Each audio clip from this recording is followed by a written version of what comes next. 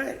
All right, Texting Rockers, welcome to the show. And Rockers. How's it going, man? I can't complain. Cool, How are cool. you doing? I'm good. This was a fun week. Do you know what I got to do, Texting Rockers?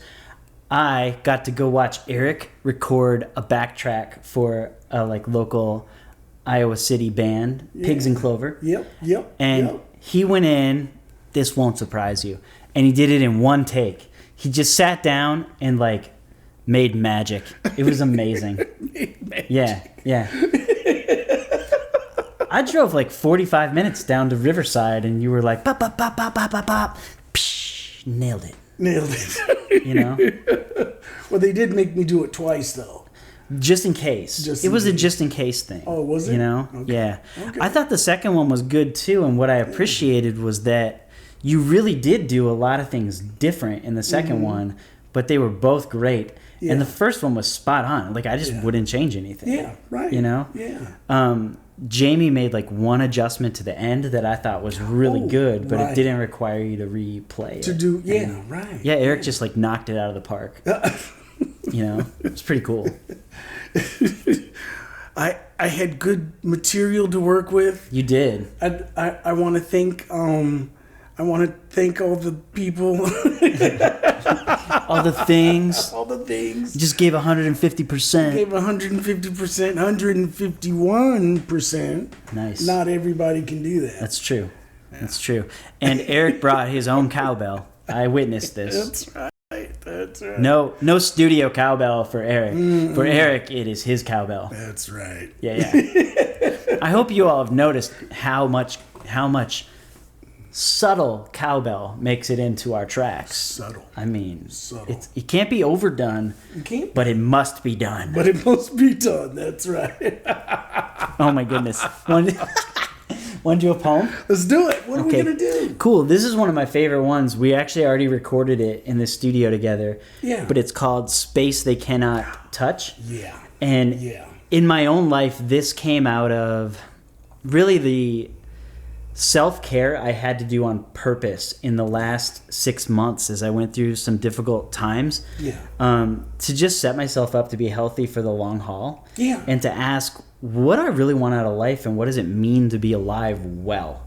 Right? Yeah. So it's called The Space They Cannot Touch, and the idea is there's a part of you that no matter what happens to you, or what someone says to you or does to you, or what outside perspective is of you, there's a part of you that nothing can touch, that keeps your essence or your soul, and you're in charge of that. And you're in charge of feeding that, but you're also gifted that and able to step back and say, you know what? I know who I am, and I know what I'm about, right? Yeah. So The Space They Cannot Touch is about the part of you that you should never, ever sell. Right. And so it starts that within you is a weak part of the soul that can be bought for a price. That's true of all of us. Our character can be compromised, and we can badly mess up, or we can buy something we never should have, or buy a lie that we never should have. Yes. So as much as that weak part of us exists that can be misled, there's also a strong part of the soul that can never be bribed or compromised. Right. That's the part of you that just internally raises your fist when something's gone too far, and you know that ain't right. Yeah. Right? Yeah, definitely. And so the next line says, that strong part of your soul is defiant, but needs to be resilient. Yeah. That is, it needs to be able to weather what happens to you, what circumstances you encounter, relationships that you can't really control, lies being told to you from the market and the media and the advertisers. That part of you needs to be resilient to withstand the thousands of voices telling you who to be and what to be about. Exactly. Right? Yeah. You know what? I'll say as your friend, I don't think anyone does that better than E.G. Madison. Who's that guy? That's you, guy. No one could ever be around Eric and be like, that guy doesn't know what he's about. Really? Yeah. I liked it. You put Eric Madison in any context, and you will be you. You will be kind, compassionate, gracious, and at the same time have all sorts of revolutionary ideas hiding right behind your eyes if someone asks. You know what I mean? It's pretty cool stuff. All right. I like this guy. Will you introduce me to him later? Yeah, sure. Right. Yeah. Uh-oh. You're okay. Hi, buddy. Good boy. Hi, you want to be on the show? I don't know if he's in the angle. Yeah. Moses is sleeping during this episode. Hi.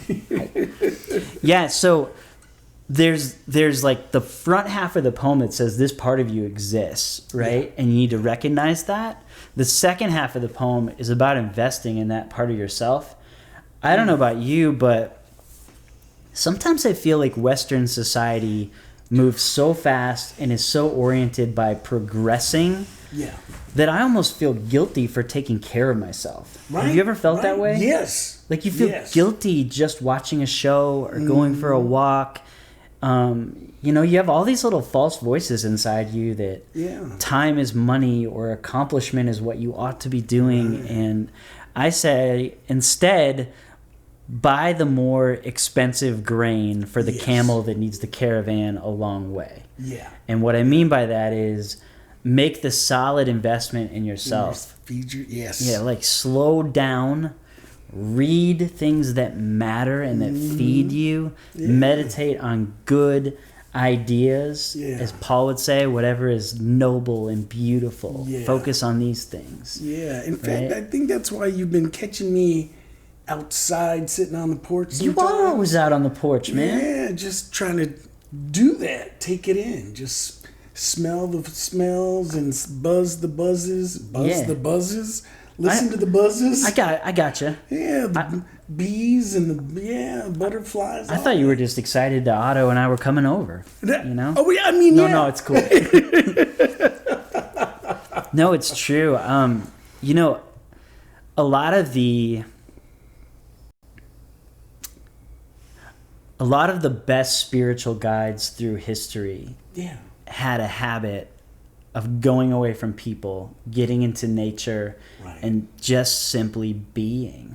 Whether it's Jesus going off to pray with the Father, or Buddha sitting under the tree, or, you know, some of the best guides we have to our spiritual, like, internal selves go off by themselves, and they're okay with that. And they're not making progress, but they're making moral progress. Yeah, and they're thinking through, like, who am I and what am I, like, about? Yeah. Right? Yeah.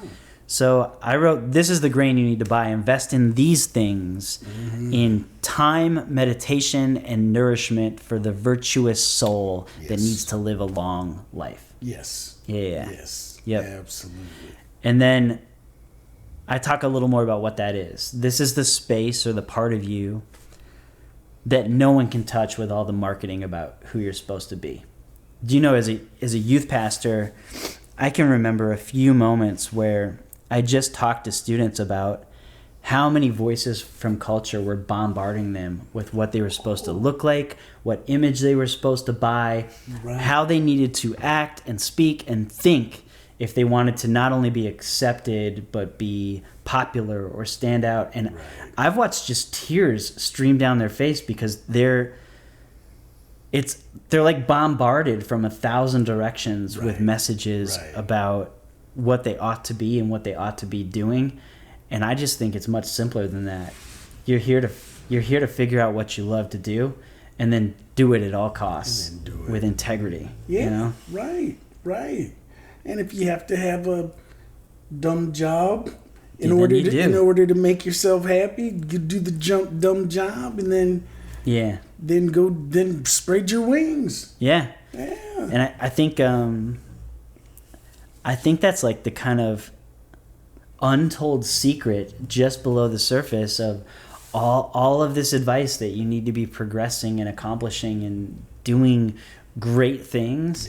You can participate in great things whenever you want. And you can make stuff, and you can make great things that actually grow your heart and your moral sense and grow your relationships when you share them with others. And I saw a great quote this week, and it was written by source unknown, so I don't know who said it, but it wasn't me. But it said, The ego wants quantity, but the soul needs quality. Yeah. So the big idea is the ego, or the like side of us that like will destroy us, wants a crowd to gather to us and say you're great, and like be like, great art, great ideas, great, contribution, you're progressing. But what your soul actually needs is quality time, quality time with God, quality time with friends and other people that matter to you. Yeah. Like if we actually step back and say, every day I'm going to fiercely protect my soul and the souls of the people I care about, life is so much better. So much better. And all of the pressure of like, you can accomplish things, you can do great things, you can have a good job or a good career, but that's not you. You sits beneath all of that. Right. And you is your moral center. Yes. And your value that simply comes from being a child of the divine in the world, and you get to live this life and make stuff, and it's great. Yeah. Absolutely. Yeah, and to me, those things, they're not separate. Being close to God, being good to your children, being good to your friends, and to me, that's all one thing. It's the same thing. Yeah. To me. No, it is. Yeah. I talked with a student once, and she said to me, like, Pastor Mark, my parents make me go to church every week, and if I can be honest, I'm like really bored. But she said, when I play my guitar, I feel God every time, even if I'm singing a Taylor Swift song. Yeah. And I decided not to comment on her being a Swiftie, and instead said, like, honestly, you're doing it right. You're doing it right. It's okay. You're doing if it that's right. how you connect to God, Yes. just know that God is there and that Yeah. connection is possible. Right. And keep following like your muse. Right. It's okay. Right. Yeah. Yep. And I'll try to make church less boring. Oh my goodness. It wasn't boring back with the flannel stuff. That was when it was the best. Flannel graph? Yeah. Oh yeah. Yeah. Oh yeah. I used to get in trouble for putting flannel graph characters in inappropriate positions when I was a kid. Like the teacher would come in and there would be a fist fight or copulation or and I'd just be sitting there like waiting for someone to notice, like That's just terrible. Oh yeah. I wish Moses had come down the mountain with flannel and said, then you would have really been in trouble. Listen here, Israel kids. Oh, wait, this one fell off. Where was he? I've got some flannel and I've got a graph, and we're going to sort it out. Here's the story of your ancestors. Oh, man, we're in trouble. We're in trouble. Always. Always. All right, Texan Rockers. Be good to each other. And enjoy the poem. Here is the space they cannot touch. Yes. Oh, man. All right. Okay. Okay. Ready, bro? Ready. Okay. Within you is the weak part of the soul that can be bought for a price, and a strong part of the soul that can never be bribed or compromised. The strong part of your soul is defiant, but needs to be resilient if you want to know yourself and like yourself out of genuine integrity. And so, traveler, buy the more expensive grain for the camel who needs to caravan a long ways. Invest in time, meditation, nourishment for the virtuous soul that needs to live a long life. This is the space they cannot touch with ads or interest rates or promises of how you will look, wearing this, driving that, living here, traveling there. It is the higher soul that touches the face of God, and it has been with you all along.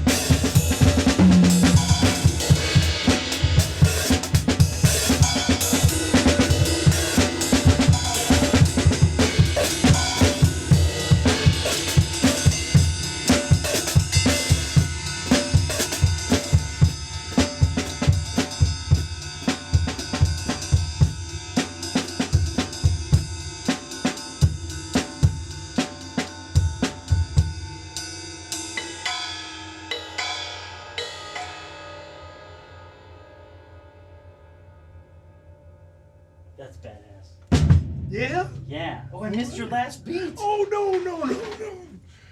Okay, check this out. I have a feeling it's... They think he's the head of the snake and they're trying to cut it off. I don't know. Yeah.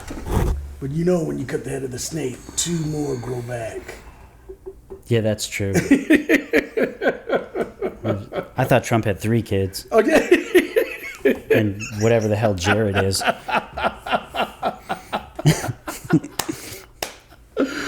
Oh, man. Wow. Wow. That was my favorite, when Trump sent Jared to fix the Middle East. I got an idea. I think he'll nail it. He'll nail it. Remember that time in junior high when you were on the playground? Yeah, it's the same thing. You can wear a conflict manager vest. Did he get one? A little hard hat and goggles and some gloves. I don't know. What do they wear?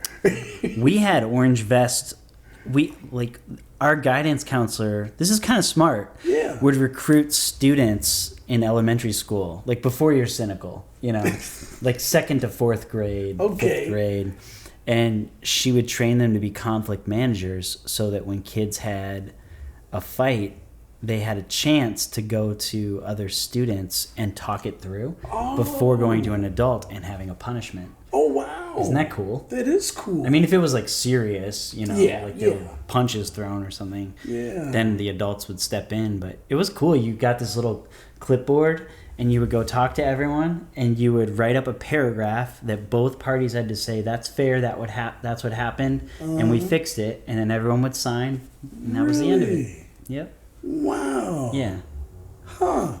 That's awesome. That's really cool. Yeah. And I had firsthand experience because I talked to a lot of conflict managers, about mouthing off. Who was doing the mouthing? Oh, me. Oh, okay. Totally. Yeah. I mean, I didn't learn how to keep my mouth shut until like 3 weeks ago. Until 3 weeks ago.